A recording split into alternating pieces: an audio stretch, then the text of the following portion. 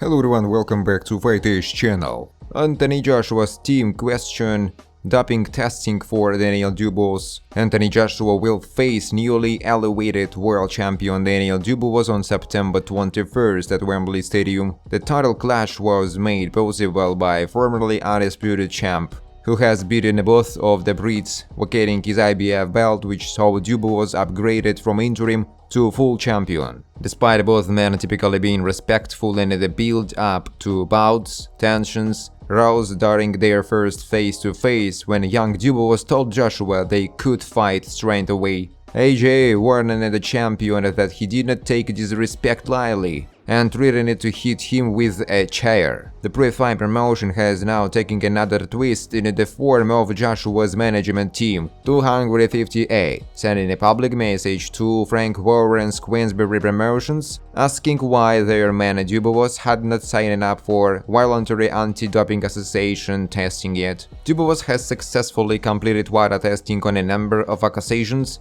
including for his previous world title challenge against undisputed champ now, his latest victory over Filip Hrgovic, and his win against Jarrell Miller, who has failed for a number of substances in the past. It was before an ill-fated fight with Joshua that Miller first tested positive. The two-time heavyweight champion has also had a rematch against Dillian Whyte, cancelled due to Whyte failing a test that was later ruled to be down to a contaminated substance. The replacement opponent, Robert Helenius, made into fight night, but news later broke he had a banned substance found too. The Wembley event is a DAZN promotion with the help of Queensberry and Matchroom Boxing, which handles the career of Joshua. Heavyweight, who was KO'd by Joshua and Dubois, has no doubt who hit harder. I lost my senses. Anthony Joshua vs Daniel Dubois is a clash of two seriously big punches. Joshua's campaign started as impressively as his major journey ended.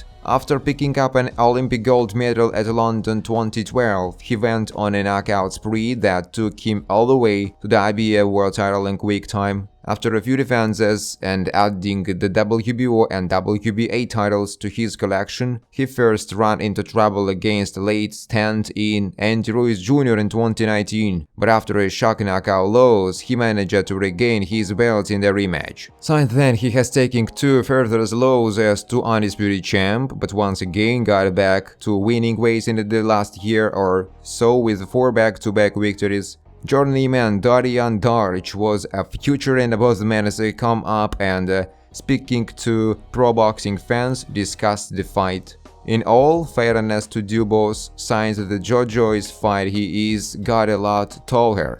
I think he more or less gave up in that fight, but Hrgovic caught him with lots of right hands and he kept fighting. But you can't take that many right hands against Joshua. He will put you to sleep. Darch was on the wrong end of a second-round TKO loss to AJ back in 2013, and then suffered the same fate in the same round against Dubois 3 years later. Then came a comparison of their power. AJ got one punch knockout power, and Dubois, when he hit me, I've seen him knock out other boys out. He was hitting me down, but they weren't concussive punches, they were just bowling me over. Whereas AJ hit me in the temple, I lost my sense, my legs were gone. Former Anthony Joshua trainer Derek James gives honest verdict on Tyson Fury fight. AJ vs Tyson Fury remains one of the biggest fights to be made in boxing despite there being one heavyweight clearly ahead of them. The Gypsy King has a rematch, and both his and AJ's promoters will be hoping he wins so they can finally stage the all-British clash without any more losses on records. After his first defeat, Joshua left long-time trainer Rob McCracken to team up with Robert Garcia.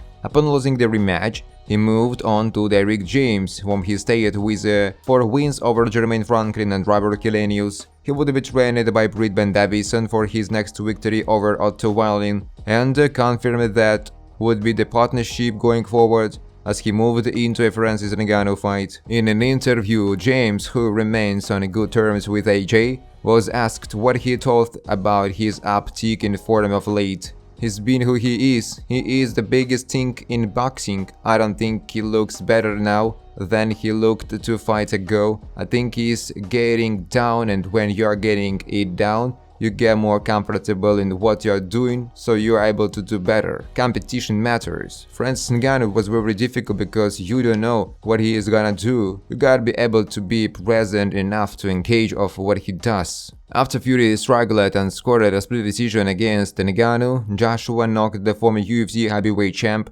out in 2 rounds. Paired with a stoppage over Wallin, who also managed to take Fury the distance, some fans and pundits have been altering their predictions for the clash. James says Joshua absolutely has the tools to win should it happen. I don't think about how Ngannou fought each of them. I seen Fury say styles make fights, and that's true, but I think that Joshua has the ability to beat him, yeah. He has everything the ability to beat him, the coach said. Eddie Hearn sends warning to Daniel Dubois ahead of showdown with Anthony Joshua. Eddie Hearn believes that Daniel Dubois won't be able to compete with Anthony Joshua's punching prowess when their pairs step in the ring against each other.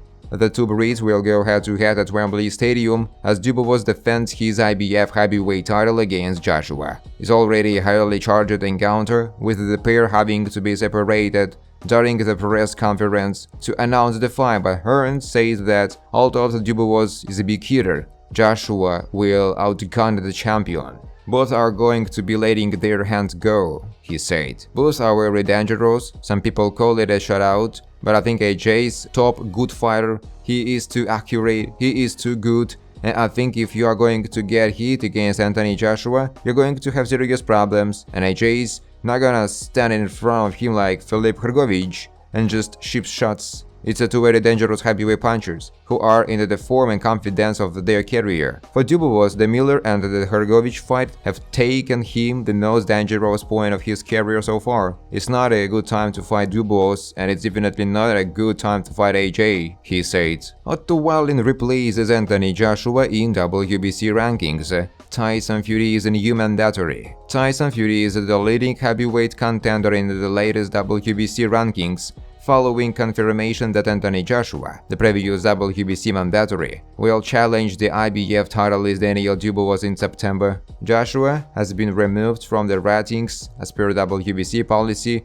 regarding fighters competing for rival belts, taking his place in the top 15. At number 15 is Sweden's Otto Wallin, who Joshua knocked out in December. There is still no place for Joseph Parker because he holds the needless WBO interim title. Zhang Jili, who lost to Parker in March, is ranked 3rd, and Deontay Wilder, outpointed by Parker in December, is 14th. Johnny Fisher enters for the first time following his recent 36-second knockout victory over Erlen Babik.